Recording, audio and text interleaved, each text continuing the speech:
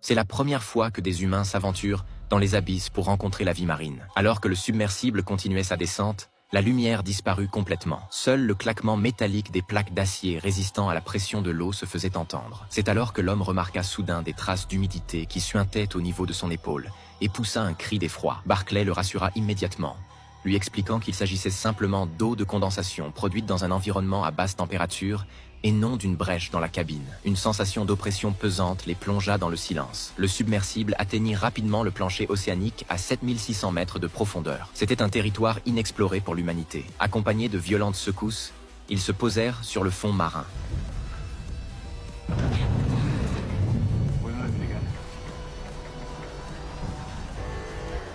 Captain, what's happening? We're moving at 12 knots, 18 knots. Une force colossale entraînait le submersible vers des eaux encore plus profondes, jusqu'à ce qu'il s'immobilise enfin à nouveau. La femme fut stupéfaite de constater que les relevés de pression affichés sur la cloison étaient presque identiques à ceux en surface. Cela signifiait qu'ils avaient peut-être pénétré dans une structure ou un espace inconnu. Avant que quiconque puisse réagir, les lumières de la cabine s'éteignirent brusquement. Des sons inquiétants émanèrent de la zone de l'écoutille, comme si une présence tentait de s'introduire à l'intérieur du submersible.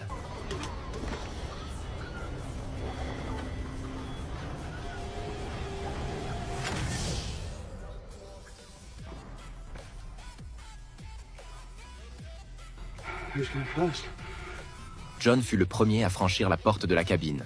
La scène qui s'offrait à lui le laissa totalement stupéfait. Il s'agissait en fait d'un espace sous-marin. L'eau au-dessus de cet espace était encore agitée, mais elle était repoussée par une force invisible. Plus étonnante encore, l'espace entier semblait composé d'une couche de biomembrane. Les parois du dôme se soulevaient et s'abaissaient doucement, comme si elles respiraient. Alors que tout le monde était ébahi, le messager aquatique apparut soudain devant eux. Il fit signe que tout le monde pouvait retirer son masque et expliqua que l'air et l'environnement ici étaient parfaitement adaptés à la survie humaine. Face à une telle proposition, chacun hésita instinctivement. Le messager aquatique s'avança alors vers Barclay.